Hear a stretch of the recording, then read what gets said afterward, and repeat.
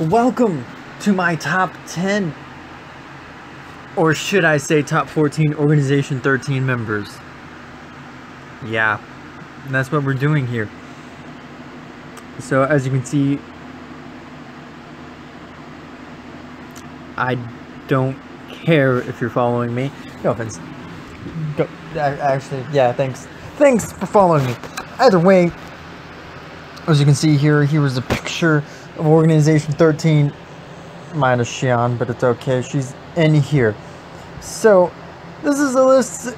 I guess I'll read my script that's right there in the blog, as well as my own thoughts and opinions right here in this very moment. So this list is the order in which I personally like the Organization 13 best, whether I'm grading it on character, weapon style, boss battle. This is just my opinion for what I like best and hate the most. We'll just bore me. We'll get into that very quickly. As number 14 is Xaldin, the Whirlwind Lancer. He was number 3, and I'm assuming they got their numbers based off of when they entered the organization and not based off of how high ranking they are within it. Okay, so I'm about to rip into him so hard here. Okay, so I mean, his boss battle is fine, and you get to be Mickey if he dies, so that's awesome. That's the only plus in that battle. Even if his lance weapons are neat, but he ranks last for me. Mainly because I just generally don't like him at all. He bores me, and I just don't like how he looks at all. Honestly, from the moment I saw him, I just knew he was going to be my least favorite member. The guy never had a chance. He really didn't. I just don't care for him. I don't care for his look. I don't care for his personality. I just don't care for him. The only thing I like about him are his weapons. That's it.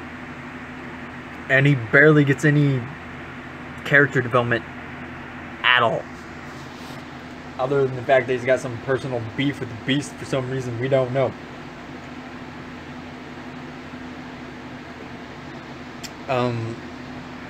But yeah, I don't care for him. He bores me to death. Every time I see him come on screen, I'm just like, oh, it's this guy again. I just don't care. He honestly doesn't have a chance. I had a natural dislike towards Xaldin from the beginning. So, yeah. Sucks to be him. Number 13, Lexi 5, the Silent Hero. Okay, so to me, Lexius is just boring. There's nothing much to him. Probably because his whole shtick is being quiet. Definitely is going to help him. Don't really remember his boss fight all that much, to be honest. His weapon is cool, but meh at the same time to me. Lexius can look on the more bright side, though, because I'll always like him more than Xaldin, which is true. I will. See, the thing with Lexius is that, kind of like with Xaldin, he doesn't get much screen time, to be honest. Xaldin gets more screen time than Lexius, if I'm correct. I honestly don't know how much screen time he gets. I haven't fully completed Riku's story.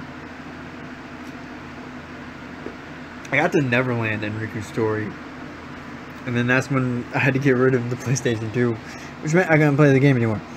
But yeah, there's nothing much to him. He's got no personality. He's an Earth dude. But I don't have a natural dislike for him, so that's why he's at 13 and not 14. Okay, so number 12 is Vexen 4, the Chilly Academic. Okay, Vexen is a well-done cold scientist villain. His shield is cool, pun intended. But again, man, his boss fight was pretty good, and I love the area you fought him in Twilight Town. Him being so low on the list, on the Lost, is because he's a good villain. And that makes me hate him. Always 10 times better than Xaldin. But yeah, the thing... Okay, so Vexen, his first fight... It's definitely... For me, it felt like a tiny difficulty spike. Not a big one, but a tiny one. Because it was much tougher than any Riku fight beforehand. And or boss fight for that matter.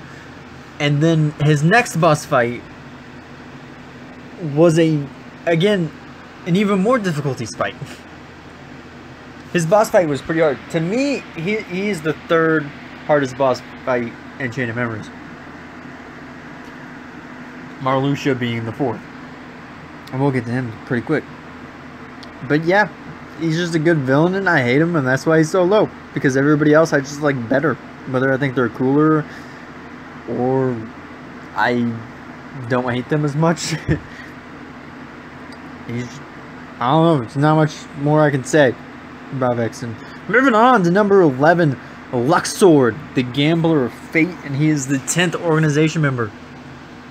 Okay, so Luxord may not be the most exciting character, but his pirate charm works.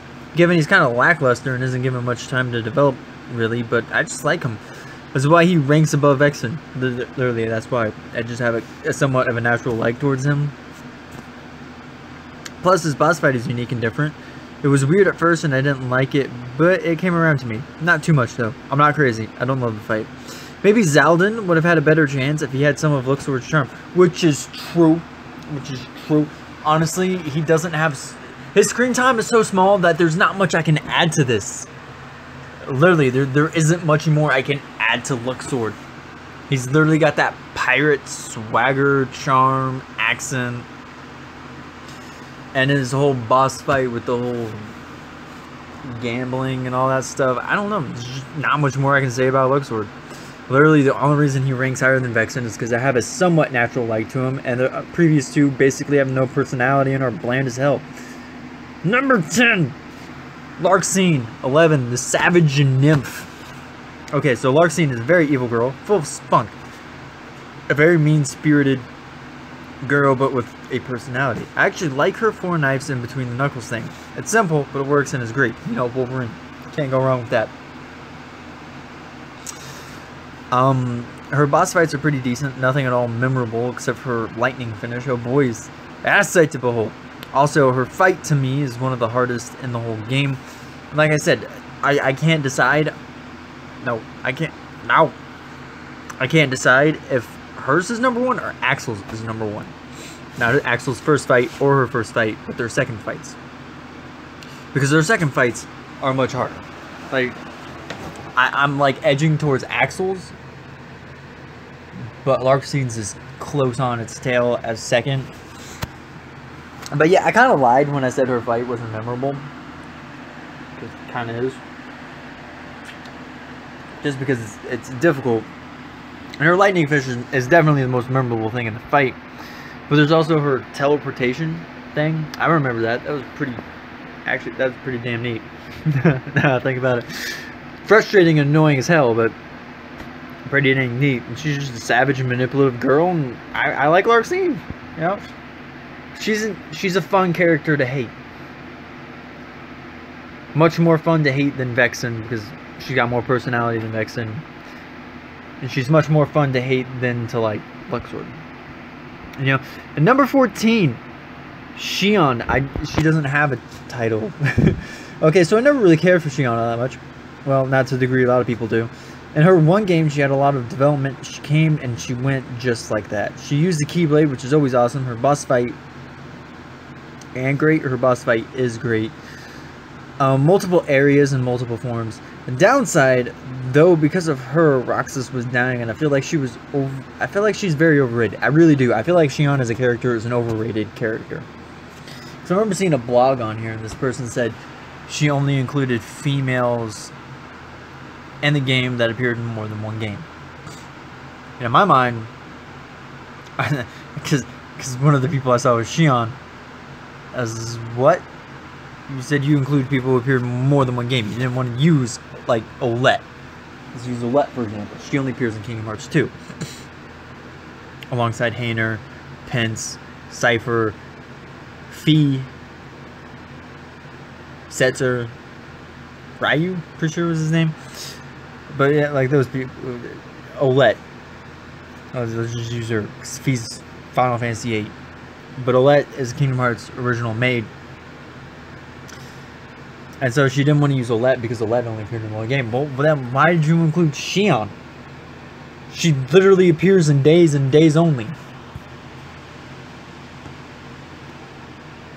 Why? Why do people make it seem to be Xion is in every game when she's only in one? And then again, her existence is the bane of Roxas's. Not emotionally, but very physically. The longer Xion existed, the more Roxas was fading and dying. She was basically making him obsolete, and to be honest, I'd rather have Roxas than Xion. Honestly, I can perfectly say that I feel like she should be done for good in the series. There's no reason to bring her back, or why Sora should be looking for her, seeing as he never knew she existed, and still doesn't. How can you bring back Xion when he, Sora, doesn't know who Xion is, or that she ever existed? He knows of Roxas? Yeah, sure. He told Roxas in Dream Drop Distance that he was his own person, and nobody could take that away from him. But he doesn't know about Xion at all. Xion is a blank space in his memory. Either way, she wears the black hair much better than Xaldin. That's true. That's true. I mean, just look at that. Just look at that. Better. Much better than Xaldin. Number 12, or 8. Marluxia, 12, the graceful assassin. Okay, Marluxia is extremely stylish and fancy appearance-wise. His weapon is arguably one of my favorites, seeing as it's a freaking scythe. He has the whole detached emotion thing going on, and it works well for him, except it doesn't, because actually, scratch that. No, he didn't. After finishing Chain of Memories again, I realized he had a very arrogant and smug personality. He wasn't detached at all. It was very arrogant and smug. He acted like he had the world on the palm of his hands, and everybody was licking from it. I don't know where I got that, but like, whatever his plan is he already thinks he's won it. Like, he's planning to overthrow the organization, but he's acting like it's a guarantee 100% he's gonna take over the Organization 13. His boss fight was really difficult to start off with, and then with each form it gets more intense. Actually, that's a half lie. Each look in an arena gets more intense. The battle itself actually gets easier with each form. Which is true. His first fight is a lot more harder. Which is funny because it's fake, technically. It's a clone. And that's because he's got that one move, Blossoming whatever. That could kill you in one hit. Especially on standard. I learned that. Like, literally, I had almost full health. Basically full health. He hit me once and then used this Blossoming thing, and it killed me. Because it let him finish it. At least with the other one he does. The one, the Reaper move, you know, that sounds like it probably should kill you in one hit. Doesn't kill you in one hit, especially if you have pretty close to full health. I mean, if you're like a little below half, then yeah, you're dead. If he gets it all the way. Bet you Xaldin wishes he had this guy's style. Number 7, Xemnas 1, the Superior. Xemnas just exudes leader material in his look, the way he acts, and his weapon. I mean, come on. He has 2 red lightsabers as weapons. Nothing is cooler than that, at least to me. Ladov does like 5 or 6 boss fights, especially the final one for Kingdom Hearts 2. This guy definitely had the whole detached thing going on, though. Eat your heart out, Xaldin. Your weapon just got out-cooled. Wait, is that too soon? I mean, he's heartless. I mean, I don't want to offend him. Wait, how can I offend him? He doesn't have a heart. Just went over. But yeah, his boss fights were pretty great. I mean, Xaldin was just... Not Xaldin. Xemnas was just this detached person. Emotionally. Just hell-bent on succeeding in his quest for Kingdom Hearts. And the whole deal of trying to get hearts themselves. He was just hell-bent on that. Like I said, his boss fights were great. I loved every arena you fight him in. From in front of the tower to the 2 where he's that bird weird looking Final Fantasy looking enemy. And then of course you have the final boss fight in Kingdom Hearts 2 where you're in that realm of light. I don't know, it was a very bright area.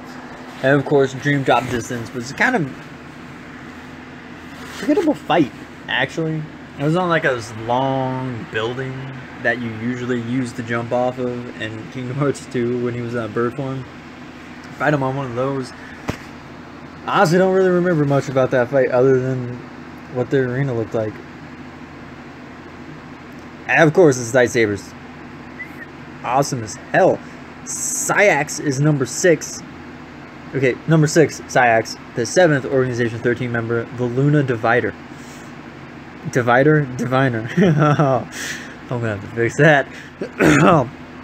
Okay, so XIII has also has a detached emotional thing going for him. Like with Xemnas, it works for him. To me, he also feels more like Xemnas' second in command. He really does. His weapon is really weird, but really awesome at the same time. Like, it's not meh.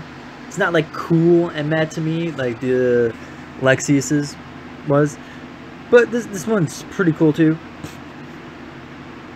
His boss fight though is extremely great. Like I said, it's well balanced. To me, it's not really hard, but it's not really easy either. It's just in between. I especially love the arena for this one. To me, it wasn't overly hard, but not easy either. It was just right. Plus, it's hella fun to use his weapon against him. Zeldin wishes he had half the leadership skill side stuff. Which is true. Probably does, because then he'd probably be in second command. But he's not, because he's a loser. But yeah, XIII is, I don't know, I just really like him. Like, I don't hate him. I don't love him. But I don't hate him. I like him. As strange as that is. Alright, and number 5 is Dimix. Number 9, the Melodious Nocturne. Okay, so a lot of people hate Dimix because they think he's annoying along with his boss fight. He has a water sitar, which is honestly a cool looking weapon. I love his quirky personality too, where you wonder how the hell they let him get in with how lazy he is. That, and I actually enjoyed his boss fight after the second time. Keyword there is the second time. I know, right? Preposterous. Burn me at the stake. By the way, Zeldin could really benefit if he had 1/4 of his personality. But yeah, I remember when I first did this boss fight, I couldn't actually beat him in combat. I could do the sitar thing all day, every day. Like, I could literally take out those water things. So good. My sister couldn't, but she could handle them in combat. So we combined our forces. I did the, you know, the water part. I destroyed them. And then once it got to combat, I'd pause it, hand the controller to my sister. She'd start and rinse and repeat, and bam! We beat him easy peasy. And we did this both for her first playthrough and my first playthrough. But after that, I got better at the game, and I got good enough to beat him. And then I actually enjoyed the fight. Not to mention, I love its story relevance to the fight, whereas Zeldin's just kind of like off to the side, whereas Dimix actually means something, which is kind of funny. And the area you fight him, you know, it's pretty cool as well. I just like Dimix all around. It's a great character. Number 4, XIII. 6, the Cloaked Schemer. XIII, I feel like he ranks this side purely off of looks. I just really like how he looks. He's the cunning, thoughtful one. He's the mage, essentially, with his book of spells to scheme with. His boss fight was alright, and I enjoyed the arena you fought him in. Fought him in with what? Oh, hey, Jenny. It's nice of you to follow me on New Heroes.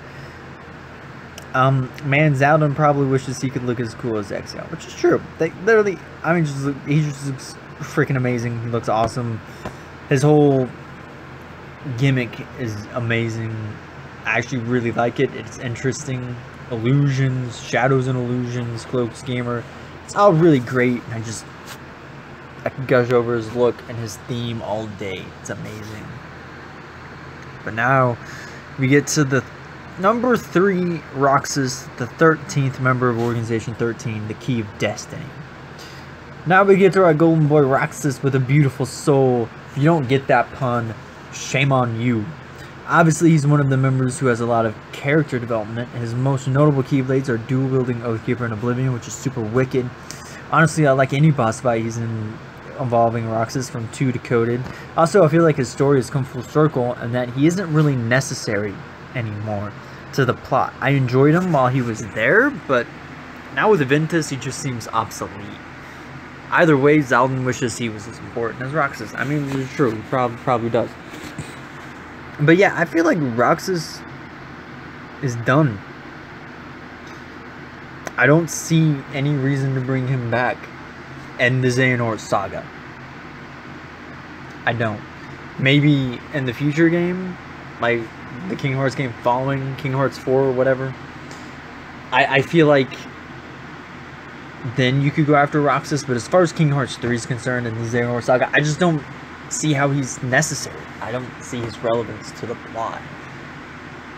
Because I know there was that thing where Tetsuya Nomura said the focus of Kingdom Hearts 3 is Sora and the gang, or Sora trying to rectify all the people who have been hurt and lost, essentially, like Roxas, Terra, Aqua, Ventus, alongside ending Xehanort. But I just feel like Roxas's stories come full circle for right now, and that he shouldn't be brought back this soon. Like, maybe Kingdom Hearts 4, whatever you name it. Maybe you're done with numbers, whatever. I just feel like he's done for right now, and that he shouldn't be brought back until the next saga starts. But that's just my personal opinion. Number 2, Xigbar. Number 2, the free shooter. Okay, so Xigbar is just great from his personality to his looks to his weapon. Xigbar's sarcasm was great the moment you met him in Hollow Bastion taunting our trio. His sharpshooter's also really neat. I love his boss fight because when I played Proud mode, it was the only one that gave me a challenge. And it also beat me 3 times. It's a love-hate thing, obviously. He's just a fun character who's a bad ace, unlike some other characters. But yeah, honestly, his fight. Okay, when I first played Proud mode, Xigbar killed me 3 times, and I had 3 deaths that entire playthrough. That was it. That was it. Xigbar killed me 3 times. That was it. But yeah, he just looks awesome. His weapon is great. His boss battle is fantastic. I just love him. He's awesome. I mean, look at that. He's just badass. He's got no fears. Okay, number 1, Axel ate the flurry of dancing flames. Axel ranks number 1 for obvious reasons. He's a well-developed character and looks amazing. His flaming red hair, which is a plus in my book, is red is my favorite color. His chakrams are neat weapon, but nothing can beat the lightsabers. Despite his boss fight with Roxas being really easy, it's still extremely fun. The whole flame wall thing is super cool. His first fight in Chain of Memories is easy as well, but the last one is one of the hardest fights, if not the hardest, alongside Larxene's. Like I said, I think his fight is maybe just a tad bit tougher than Larxene's, but hers is like right on its tail. He's just an all-around great character. Just 100 bajillion more times better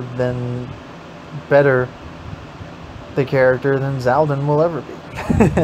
Again, I had to take a shot at Xaldin through every single thing because I just really don't like the guy. I can't help it. I hate him.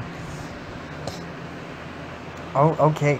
So that is my Organization 13's ranking list. I hope you all enjoyed, and tell me how you'd rank them, and or who is your favorite in the comments below.